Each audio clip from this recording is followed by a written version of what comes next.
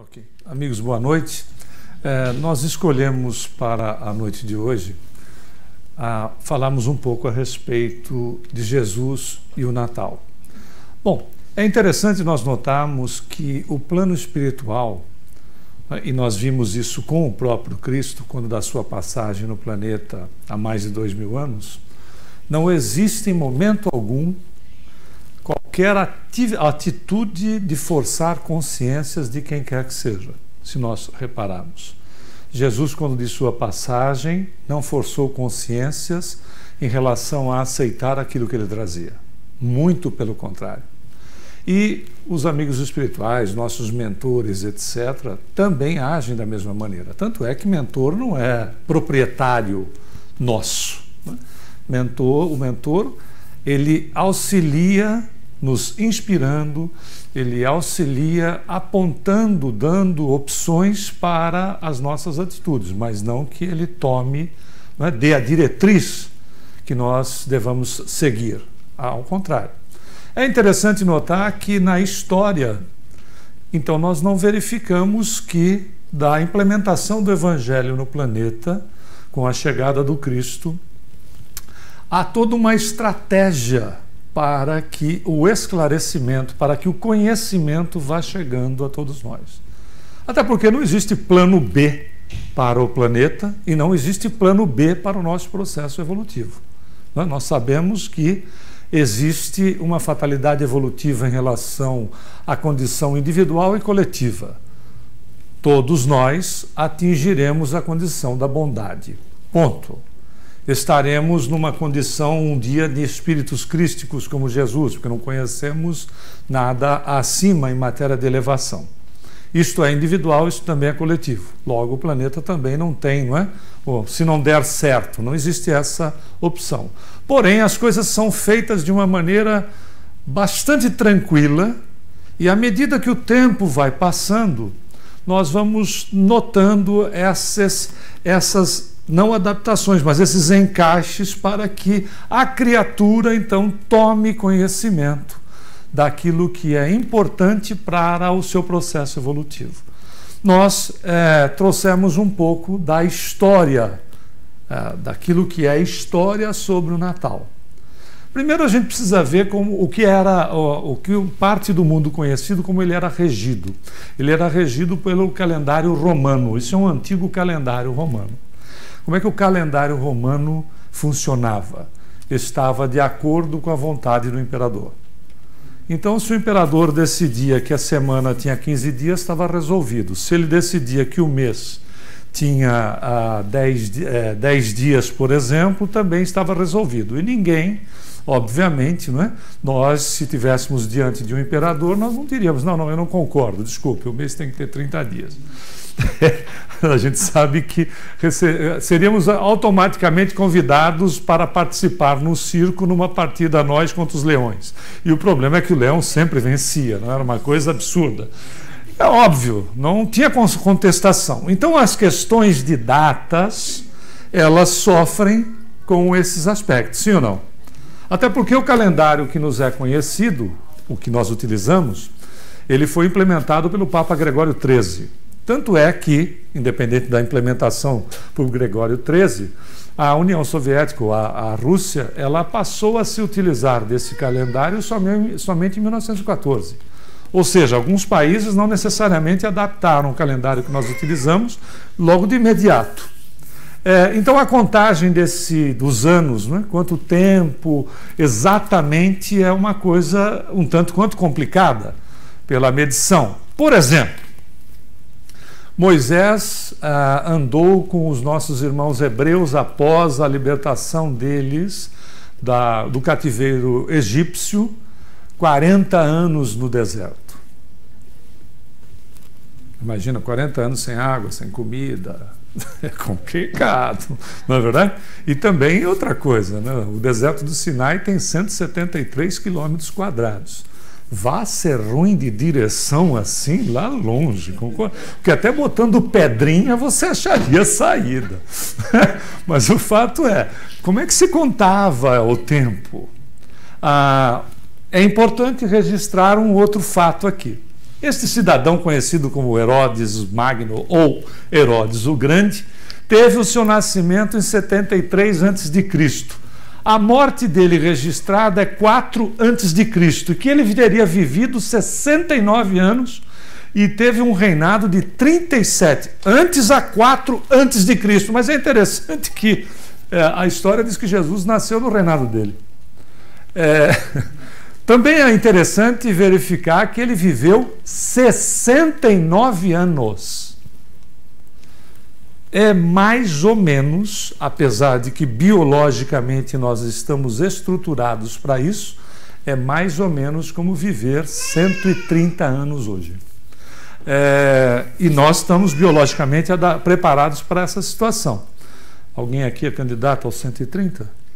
Mas dá para chegar. Dá para chegar. O Joaquim por exemplo, então dá para chegar, e se chega, inclusive, sabendo quem você é, ou seja, tendo consciência. E não assim, não sei o que eu sou, se eu sou gente, se eu sou uma salsicha, se eu estou indo, se eu estou voltando, se eu nunca fui, coisa do gênero. Não, dá para saber o que você é. É interessante que em Minas Gerais, há 2 anos atrás, uma senhora que agora está com 116 anos, com 114, ela foi entrevistada por um repórter de um canal de TV brasileiro e ele perguntou para ela: o que a senhora costuma comer? Por incrível que pareça, ela gostava de uma costelinha de porco. Hoje em dia, se a gente comer uma costelinha de porco, a gente já se compromete à reencarnação antes da metade dela. Aí ele disse: bom... qual é o segredo? Ela disse: não tem segredo nenhum. Eu disse: mas como? Tem que ter algum segredo para a senhora viver tanto? Eu disse: eu apenas sou feliz. Incrível, né? Porque a gente costuma morrer antes, né? Por estresse, infelicidade, preocupações, pré-ocupações, ou seja, coisas que nunca vão acontecer. A gente se pré-ocupa. E isso vai causando o quê? Um desgaste em matéria de fluido vital, que vitaliza as nossas células, e a pessoa às vezes morre antes. Quando não, é mal-humorado, ainda por cima. Mal-humorado aí é que morre antes mesmo, né? Porque aí tem garantia. Bom, significa dizer que é muito estranho, né? Até porque em 1910, na Alemanha, então é antes do primeiro conflito mundial, que tem início em 1914, o alemão médio vivia 30 anos. No Brasil, em 1950, que eu sou de 56, então essa data é bem simples gravar, em 1950, quando o IBGE começou os levantamentos de faixa etária média de vida do brasileiro, o brasileiro vivia em 1950, como média, 45 anos de idade. Um homem e uma mulher de 40 anos de idade no Brasil em 1950 estava idoso, idosa, próxima do desencarne.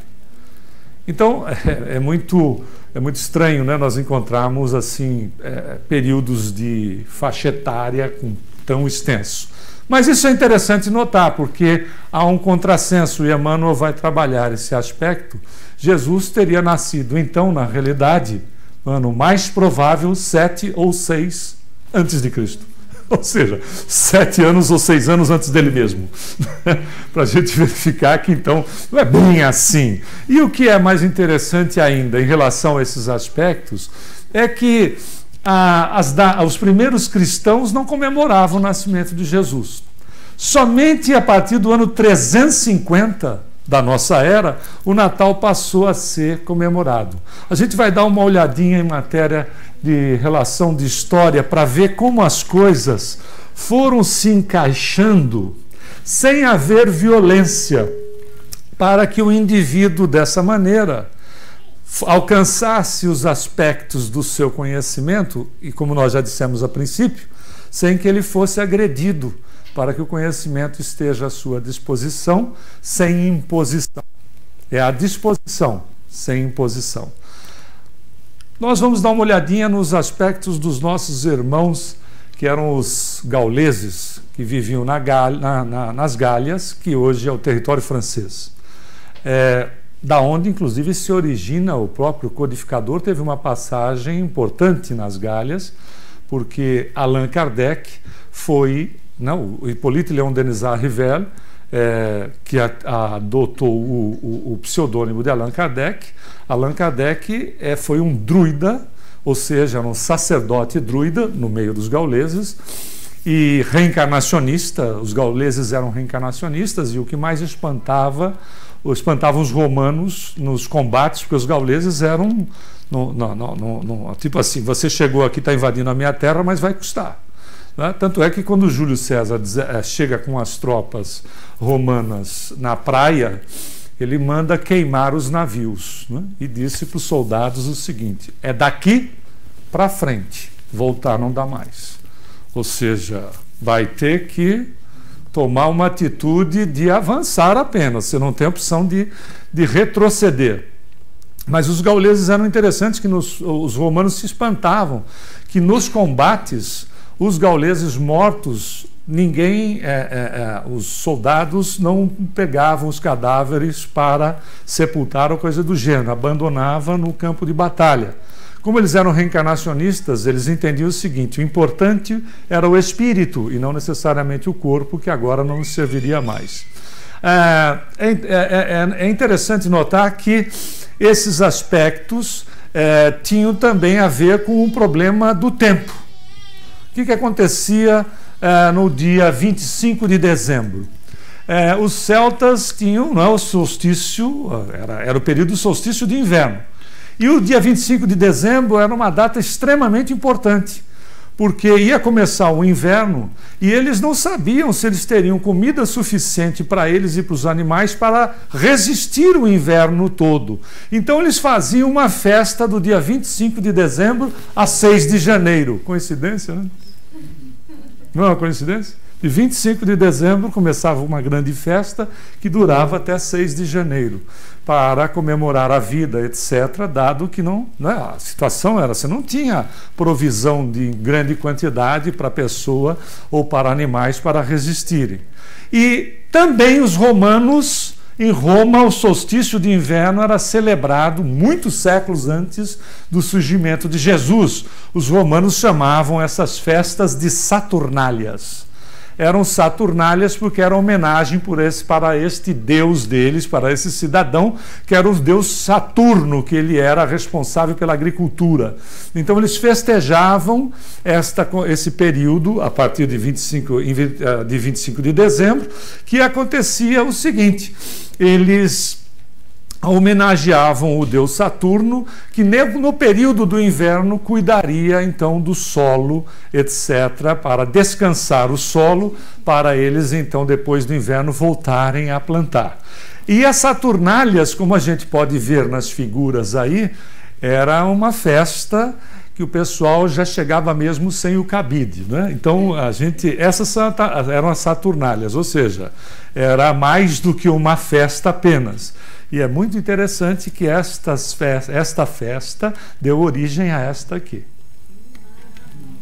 Esta aqui é a origem daquela lá. Claro que é importante frisarmos que o problema não é a festa, é a minha postura. Fato? É a minha postura no local. Tanto é que André Luiz, se nós formos conferir nas suas obras, ele vai a uma igreja, por acaso era uma igreja, poderia ser um templo espírita, poderia ser qualquer outra agremiação de caráter religioso. Ele vai a uma igreja, onde os participantes do evento não estavam interessados em aspectos espiritualizantes do ser, e sim em outros aspectos de promover encontros, etc., no local. Então, a balbúrdia que se tinha no plano espiritual, espíritos altamente desequilibrados, promovendo uma verdadeira arruaça no ambiente. Porque o problema, então, não é aonde eu estou, é como eu estou.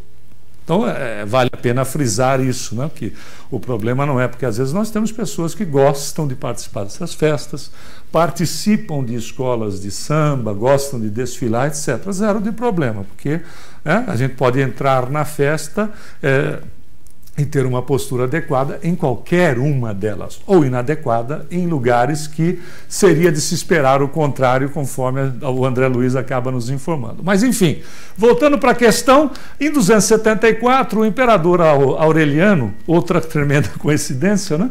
Ele proclamou o dia 25 de dezembro como o dia do Deus Sol Invencível, e se passou, que é o Dies Natalis Invicti Solis, o Sol passou a ser venerado, inclusive com uma imagem do Deus Sol. Né? E o início do inverno era exatamente festejado e o Deus Sol era comemorado, né? No dia 25 de dezembro. Até surgir, como nós dissemos, o Natal de Jesus com o Papa Júlio I, no ano de 350. Ele decretou que o nascimento de Jesus seria no dia 25. É interessante, né? Por quê? Porque os ensinos do Evangelho não precisariam ser impostos.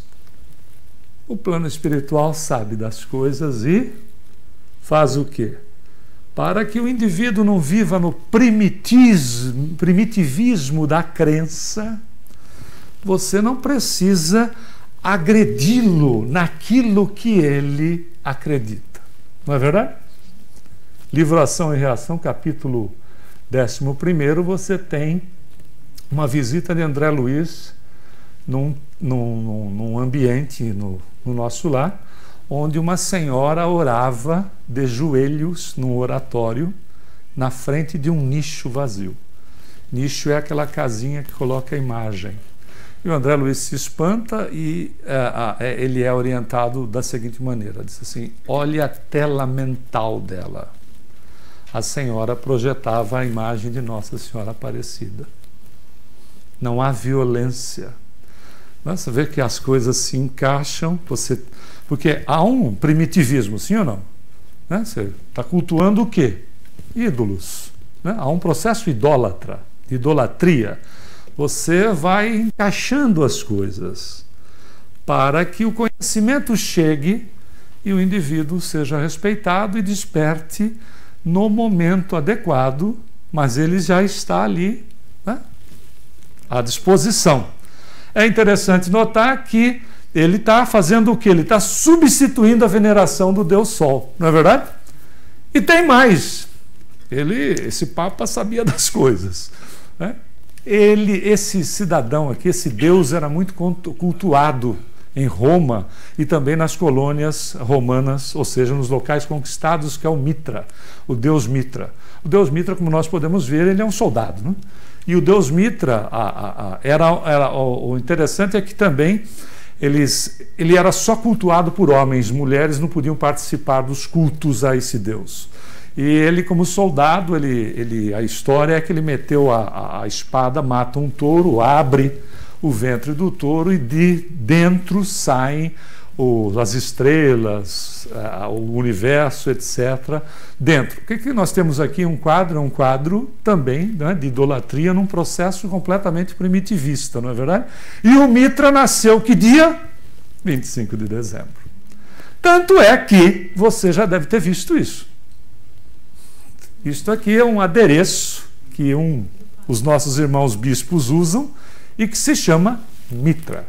E este traje que esses nossos irmãos usam para os cultos, etc., eram os trajes dos sacerdotes de Mitra, que tinham muitos adeptos. Então, na realidade, você, né, vê um processo de adaptação. É inteligente, não é verdade? É inteligente. Vamos adaptando. Vamos adaptando e levando a criatura para um patamar diferenciado, tirando-o da idolatria gradativamente, não é verdade? Nada que é garganta abaixo, ou seja, né, nada que é imposto. E até que Nicolau de Mira, que viveu nesse período, né, da nossa era, nascido na Turquia, ele era um cidadão, inclusive ele foi canonizado, né, que ele virou São Nicolau. O Nicolau de Mira, ele era uma criatura muito boa. Então, o que esse sacerdote fazia?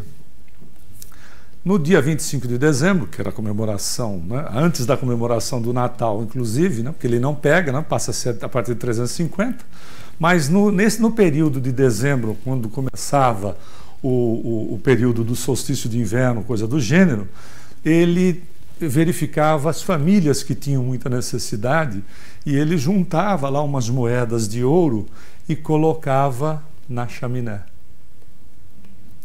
Aí, como era um médium, né, um espírito com maior envergadura, com mais evolução, ele foi um promovedor dos chamados milagres, né? Na realidade, efeitos ectoplásmicos, que ele tinha como médium que era, ele promovia determinados eventos de cura e coisa do gênero que eram atribuídos a milagre. Em 1931, uma grande empresa de refrigerantes, com os marqueteiros de plantão, esse é o problema do mundo. O marqueteiro é problema do mundo, né? Até porque eu sou um, então eu posso falar do meu lado. O fato é, marqueteiro é complicado. O que eles fizeram? Pegaram a imagem, né? Se basearam no Nicolau de Mira, ou no São Nicolau, e para vender refrigerantes, criaram esta figura. Isso foi criado em 1931 numa campanha de marketing, baseado no Nicolau de Mira. Está aí o Santa Claus, Papai Noel, seja lá do que for. E o culto a Nicolau de Mira, vale lembrar que o culto a Nicolau de Mira começou, apesar dele ser da Turquia, começou fortemente na Alemanha e da Alemanha espalhou para o mundo. E aí, em 1931, esta empresa fez uma campanha que até hoje é sucesso. É ótimo, ninguém vai tirar os aspectos lúdicos e coisa do gênero de uma criança e tudo mais, mas vale a pena lembrar que nós comemoramos o nascimento dele, né? De Jesus. E não importa se nasceu em abril, se nasceu em dezembro, se nasceu... O importante é comemorarmos, né, o nascimento dele, através de procedimentos, de exercícios, e aproveitar o momento que se tem, inclusive de alteração vibratória em parte do planeta. Há uma alteração vibratória em parte do planeta. Por quê? Simples entender. Algumas pessoas não sentem, dizem que não sentem isso, mas a grande maioria relata, independentemente de ter a sensibilidade mais apurada ou não, de que o ambiente fica mais agradável, fica mais leve, fica mais harmônico. Isso é simples de entender. Me desperta a vontade de ver os familiares, me desperta a vontade não de comprar coisas para dar para as pessoas, mas me desperta o desejo, né, de estar junto com as pessoas, né? Ou seja, até mesmo quando eu penso em alguém, eu me lembro de alguém, preciso comprar, preciso mandar um cartão, preciso mandar uma mensagem, preciso comprar um presente, seja lá o que for, né? Preciso ligar para dizer para a pessoa Feliz Natal, que o seu próximo ano seja feliz, etc. O que eu estou fazendo isso? Eu estou promovendo em mim mesmo um nível vibracional diferenciado, estou me envolvendo nisso, contaminando pessoas, e isto vai, não é, coletivamente vai se ampliando. Você tem modificações vibratórias que dá a sensação de que até o ar em dezembro é mais leve. Não, depende da pessoa, as pessoas relatam assim, eu sinto a atmosfera mais leve. Claro, porque é possível. Se nós formos lá na obra Nosso Lar, de André Luiz, Dona Laura explica para André Luiz o porquê que ela tinha algum receio para a reencarnação. Simples entender, ela diz assim, no nosso lar, aqui em Nosso Lar, nós fizemos um pacto de pensar bem. Ou seja, coletivamente, você tem um pacto para se pensar bem. Quando há uma emissão de um pensamento desequilibrado, ele não reverbera, ele não tem assimilação. Então, fica uma situação que se perde no todo. Fica muito mais comigo do que efetivamente dividido com outros. Ele diz, na Terra, não. Quando você pensa em alguma coisa tenha muita assimilação e, não é? É assim, nós emitimos o primeiro pensamento, como diz o Livro dos Espíritos, o primeiro pensamento sempre é nosso e já vem, não é? Uma sequência de outros, que é o processo associativo, que não precisa ser com o desencarnado apenas, também com os encarnados que já perfazem mais de 7 bilhões e meio nesse planeta. Né? Então nós vivemos em sintonia, não só com gente desencarnada, mas como encarnado. Interessante então que aproveitemos essa oportunidade, por que não? É um marco de exercício de relacionar-se bem. A gente precisa dar um primeiro passo. Né? Sempre há um primeiro momento, um primeiro passo. E lembrando, né, que o próprio Cristo é interessante, né, que imperadores, imperatrizes, duques, duquesas, barões, baronesas sempre exigiram, né, muitas propriedades, poder, ouro, coisas do gênero, sentarem em trono de ouro. Mas o verdadeiro Senhor do mundo, o verdadeiro rei, veio numa manjedoura. Ele não veio numa manjedoura para fazer prova de pobreza, para dizer que ser miserável, ser pobre é bom. Não foi isso. Até porque ele nos chamou à razão. Ele nos chamou à razão a respeito disso. Perguntando para nós, ou seja, coletivamente, quem dentre vós, se o filho lhe pedisse pão, lhe daria uma pedra? Ou se o filho lhe pedisse um peixe, lhe daria uma serpente? Nem vós fazeis isso aos vossos filhos. O que a gente quer para quem nós amamos? O melhor. Deus não quer que o indivíduo esteja miserável, doente, falido em todos os aspectos, porque isto é bom para Deus. Jesus não estimulou isso. Jesus estimulou, com esta chegada simples dele, o desapego, a não escravização das coisas, a amar as pessoas e usar as coisas, e não amar as coisas e usar as pessoas. Foi isso que Jesus trouxe como mensagem inicial, na chegada dele. Tipo, não é precisa ser pobre. Não é nada disso. Nós precisamos nos desapegar. Não há necessidade. Temos que buscar os objetivos, melhorar de vida, até porque cada vez que nós nos movimentamos para melhorar a nossa vida, a vida da família, nós estamos fazendo o quê? Influenciando na economia. Fazendo o quê? Trabalhando para que o coletivo se beneficie. Não é verdade? Então, é óbvio que nós vamos buscar o melhor, mas não ficar escravos de situação para, de repente, ser surpreendido num processo natural do próprio desencarne, mas no processo natural, até mesmo no desdobramento através do processo do sono, um desdobramento natural, onde de repente tem indivíduos que se desdobram no processo do sono, ou seja, todos nós fazemos isso, não é? Naturalmente, e ficam próximo tomando conta das coisas que lhe pertencem.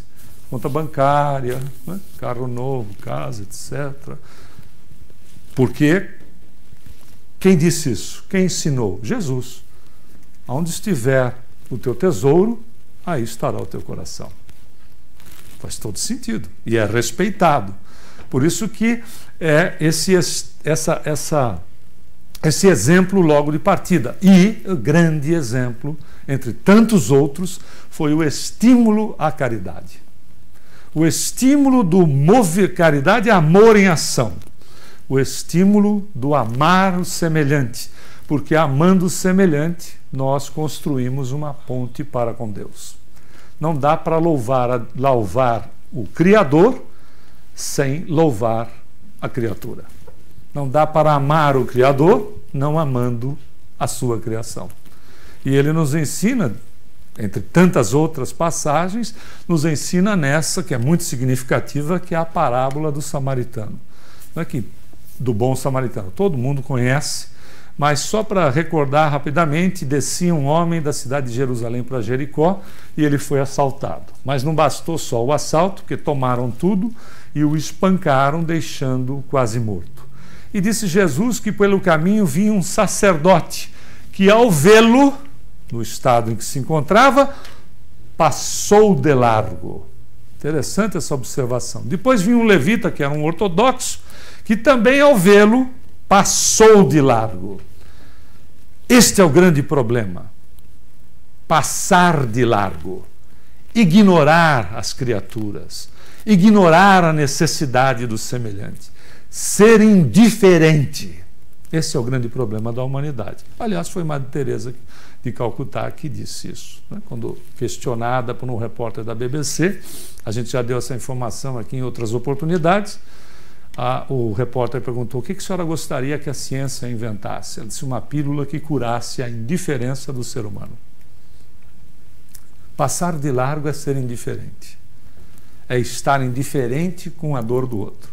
Isso pode ocorrer conosco a qualquer momento.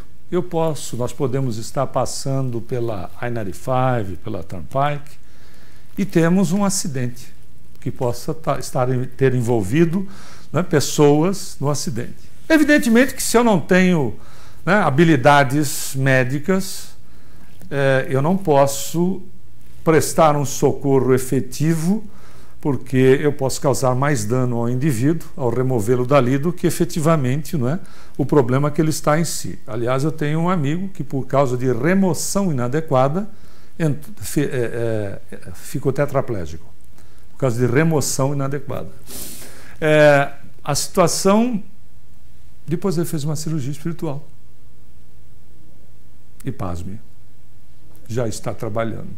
E eu vi o laudo de tetraplegia. E eu o vi tetraplégico. Durma com um barulho desse.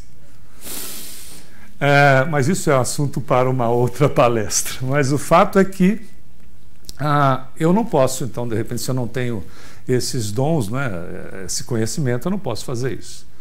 Mas eu posso passar pelo local e não ser indiferente. Primeiro que eu posso passar com segurança, mas o mais rápido possível. Não é verdade? Porque o socorro pode estar na minha pista. Os curiosos nunca pensam nisso.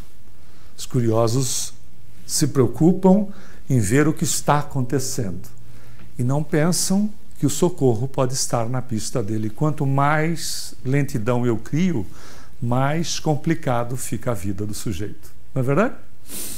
Eu posso passar rápido com segurança, mas eu posso também não passar de largo. Eu posso fazer uma vibração com desejos de saúde, de recuperação, de paz. Não de coitadinho, porque a vibração de coitadinho vai matar o sujeito mais rápido, né? Vibração de saúde, de que o mentor dele, ou os mentores que estão assistindo, vão captar esta energia que eu estou enviando e vão auxiliá-lo, e nós estaremos fazendo o quê? Exercitando o bem, procurando o exercício do amor ao próximo, numa situação que, por vezes, não é, nós poderíamos ter passado de largo. Aí Jesus usa a figura do samaritano, que era detestado. Porque o samaritano começava um problema por aí. Eles viviam na Samaria e aí falaram assim: para a gente ter que ir para Jerusalém, lá no templo, vamos fazer o seguinte: aqui no Monte de Garizinho a gente constrói um templo, fica por aqui mesmo. A gente não precisa ir lá louvar a Deus lá em Jerusalém, a gente louva a Deus aqui no nosso templo, aqui na Samaria mesmo. E deu um problema. Começa que já deu um problema de natureza comercial. Porque menos fluxo, menos... não é verdade?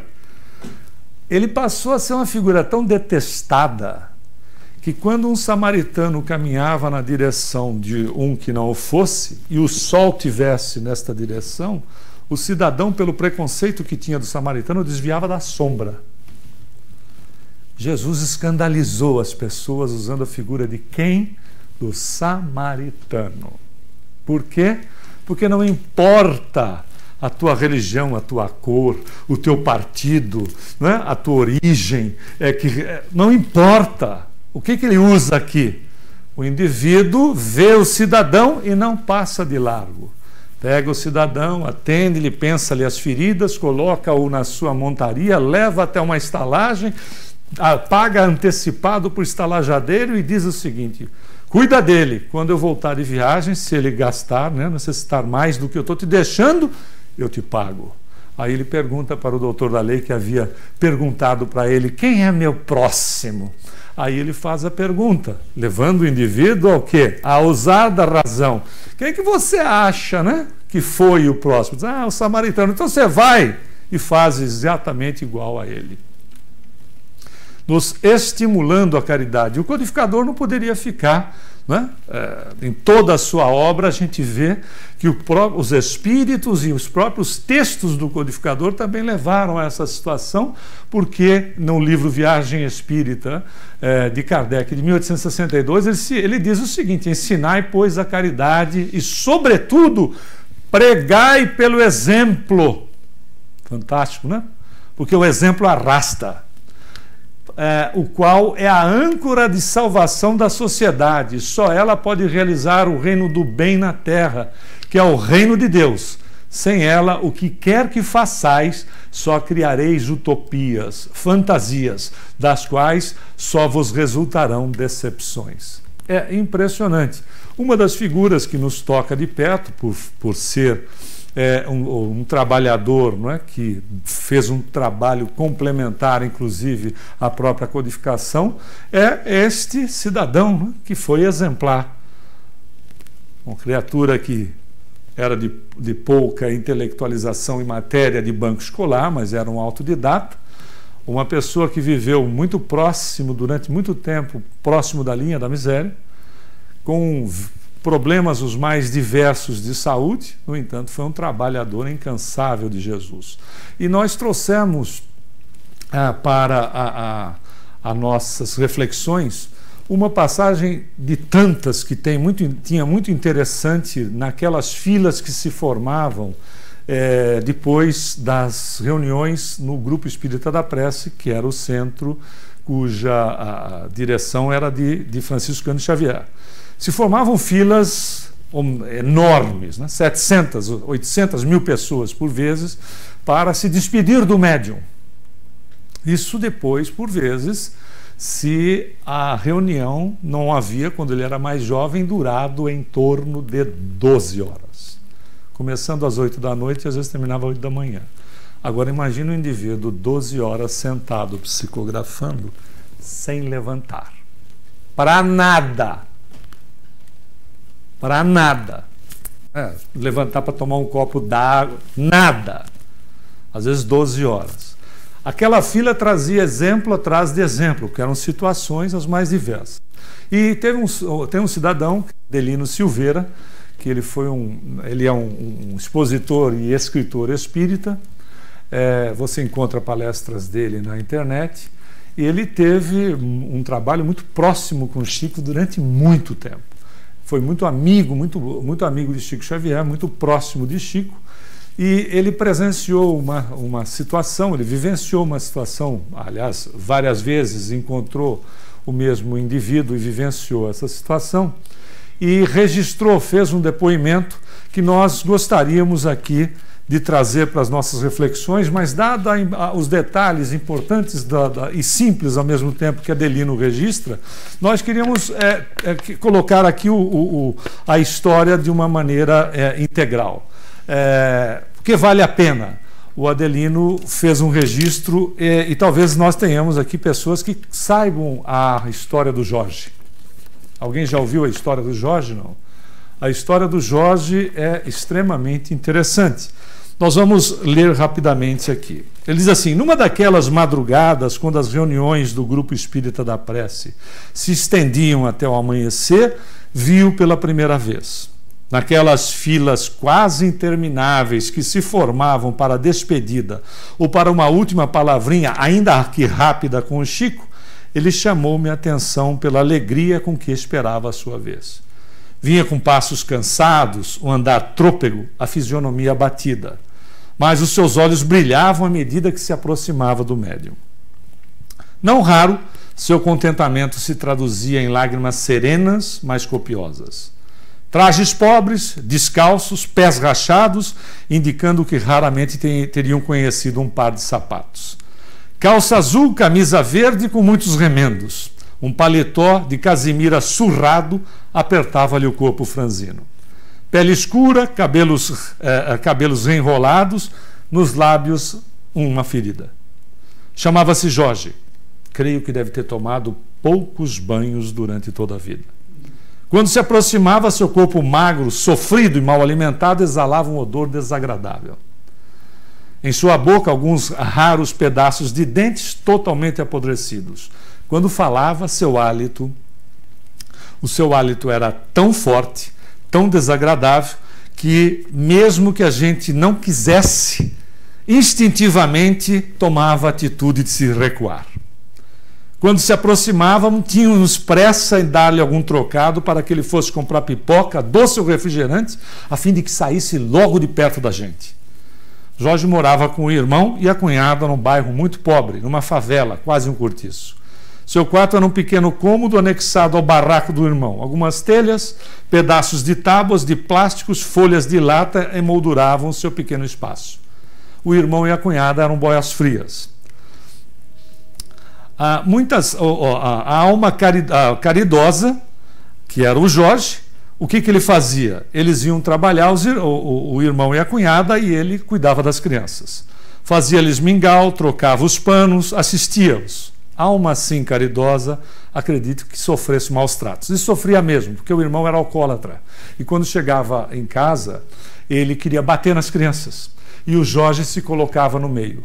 E acabava levando uns sopapos do irmão, e a ferida que tinha aqui no lábio inferior acabava abrindo novamente, porque o irmão acabava socando ele, por ele estar entre o irmão e as crianças. E o irmão completamente inconsciente, com uma quantidade de bebida enorme, acontecia em caráter de rotina, porque o indivíduo tinha o problema da dependência química, do alcoolismo. Pois o Chico conversava com ele 5, 10, 20 minutos. Nas primeiras vezes pensava, meu Deus, como é que o Chico pode perder tanto tempo com ele, quando tantas pessoas viajaram milhares de quilômetros e mal pegaram na sua mão? Por que será que o Chico não diminui o tempo do Jorge para dar mais atenção aos outros? Somente mais tarde fui entender que a única pessoa capaz de parar para ouvir o Jorge era o Chico. Em casa, o infeliz não tinha com quem conversar. Na rua, ninguém lhe dava atenção. Quase todas as vezes em que lá estive, lá estava o Jorge também. Assim, por alguns anos, habituei-me a ver aquele estranho personagem que aos poucos foi me cativando. Hoje, passado tantos anos, ao escrever estas linhas, ainda choro. A gente corre o risco de chorar um pouco quando se deixou cativar, não é mesmo? Nunca ouvimos da sua boca, da boca de Jorge, qualquer palavra de queixa ou de revolta. Seu diálogo com o paciente médium era comovente e enternecedor. Jorge, como vai a vida? Perguntava o Chico. Ah, tio Chico, eu acho a vida uma beleza. E a viagem foi boa, Jorge? Muito boa, tio Chico. Eu vim a pé olhando as flores que Deus plantou no caminho para nos alegrar. Do que você mais gosta de olhar, Jorge? O azul do céu, tio Chico. Às vezes penso que o Senhor Jesus está me espiando por detrás de uma nuvem. Depois o visitante falava da briga dos gatos, da goteira que molhou a cama, do passarinho que estava fazendo ninho no seu telhado. E quando pensava que tudo havia terminado, o dono da casa ainda dizia para o Jorge, agora o nosso Jorge vai declamar alguns versos. Eu chegava a me virar na cadeira, perguntando a mim mesmo, onde é que o Chico arruma tanta paciência? Jorge declamava 1, 2, 3, 4 versos. Bem, Jorge, dizia o Chico, agora para a nossa despedida, declame o verso que mais gosto. Qual, tio Chico? Aquele da moça. Ah, tio Chico, já me lembrei. Naquelas horas o centro continuava lotado, a fila enorme. As pessoas se acotovelavam formando um grande círculo em torno da mesa. Jorge colocava então o colarinho da camisa surrada para fora, abotoava o único botão do paletó surrado, colocava as mãos para trás, a semelhança de uma criança que vai declamar na escola ou perante uma autoridade, olhava para ver se todos estavam olhando e sapecava inflado de orgulho. Menina, penteia o cabelo, joga as tranças para a cacunda, queira Deus que não te leve de domingo para segunda. Quando terminava, o riso era geral, porque era uma coisa infantil. Ele também sorria.